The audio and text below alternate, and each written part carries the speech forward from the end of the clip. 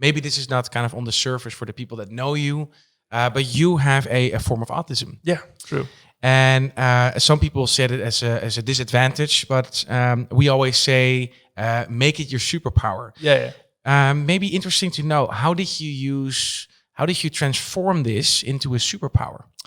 Well, there's this Dutch psychiatrist that says that when people with autism play music, their empathy and the connection to the brains start to develop more when playing music or learning an instrument at an early age. And this is even the case with people without autism. But with people with autism, especially when they play an instrument, their empathy grows and certain connections with the brain are being made.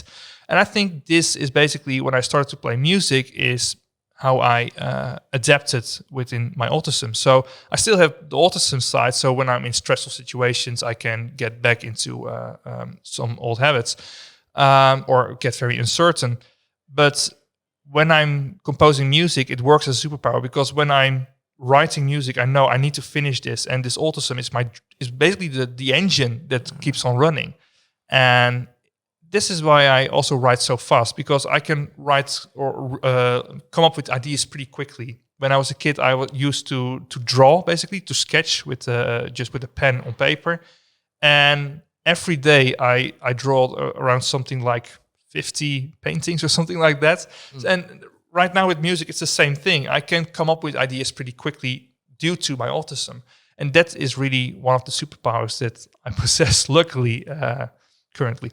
I think you did really well by making it your advantage. And it's something that you need to recognize, I think, early on, and to say, hey, instead of seeing it as a disadvantage, how can you use this as your advantage? And that's also a very difficult thing to do, because when you're being told, I received a diagnosis autism at a very young age, and when you're being told that you are a lesser person, basically, because that is what society is treating you. You are basically a second-hand person on the society ladder. And at some point, I was like, I don't want this anymore. I just want to be a full person and make my own life, basically, instead of what people are telling me that I should do.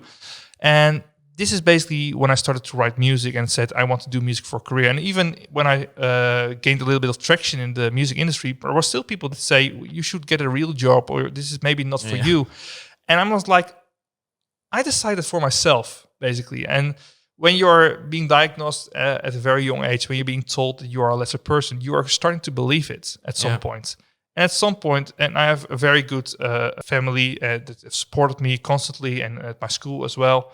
And thanks to them, I'm being able to do the things that I do right now.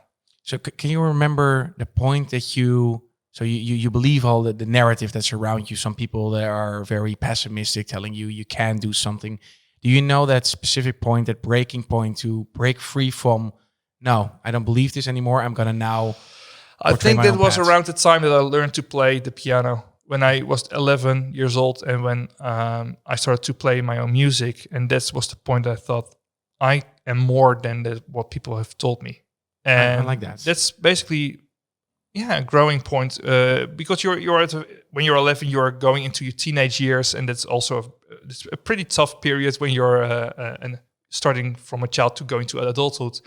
But especially for people with autism, it can be a very challenging period. And I think I was just lucky enough to find that balance in my head at the right time. And that when I was playing music, that the connections in my brain would develop better.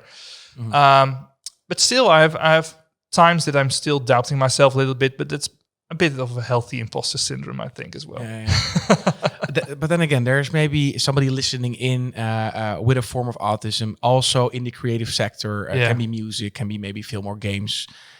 Is there maybe somebody's still on that point of like struggling and kind of to break free? Is there maybe any advice that you can give somebody in this situation?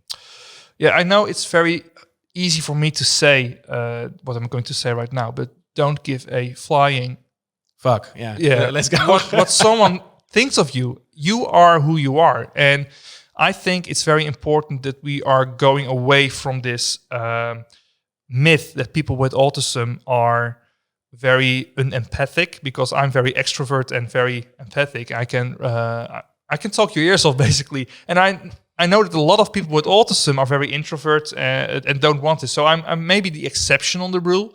But I really think that if you know your talents, know what you're worth, that's basically... And everyone is worth something to someone as well. Most definitely. Yeah. But then you go into the philosophical kind of realm. Yeah. Hey there, I appreciate you watching the video. If you like this one, check out this video or that video. And if you want to support the channel, make sure to click on top of my head on the logo and subscribe to the channel.